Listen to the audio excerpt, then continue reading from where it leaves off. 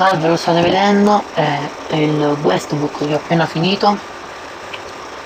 Vi faccio vedere la struttura del Westbook.php, cerco un po' di spiegarvelo. Allora, qui è il recupero dei campi, qui è la data, ovviamente quando vi dice stato scritto io. Poi questo qui è il file da quale vengono scritti i programmi che abbiamo già incluso, quindi si consiglia di non cambiare. E sono il controllo dei dati, tipo se vediamo, se scrivo solo il messaggio ciao, faccio firma e mi dice inserire il nome, il nome che non c'è, invece se scrivo solo il nome mi dice inserire il messaggio. Vedete questa frase, il messaggio d'amore? Sì, dovete cambiarlo voi perché ho appena fatto un sito chiamato Il Muro dell'Amore, proprio con questo desktop, proprio con questo Westbook, e quindi ho modificato, poi non l'ho più modificato, quindi è una cosa facilissima modificarlo. E questo è ciò che verrà scritto, ovvero questo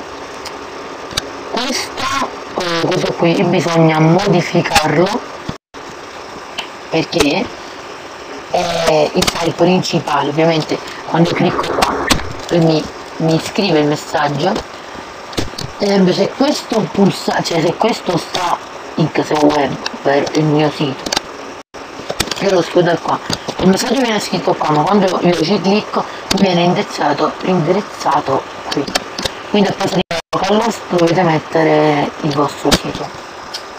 Questa è un po' la struttura facilissima, senza MSQL e senza niente. Ora ve la up, ve la metto in descrizione, lo metto in allegato nel forum di soseweb.it, che vi faccio vedere un attimo, 5 minuti. Ecco qua, semplicissimo forum di programmazione, gaming eccetera. Andate qui e trovate, vabbè, lo metto in descrizione, comunque se andate lì troverete gli script che io metterò.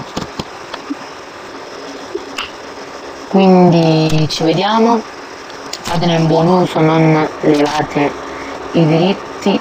Devo ancora mettere, tra l'altro metto ora, vabbè li metto quando finisco il video. Tantissimi saluti da Angie.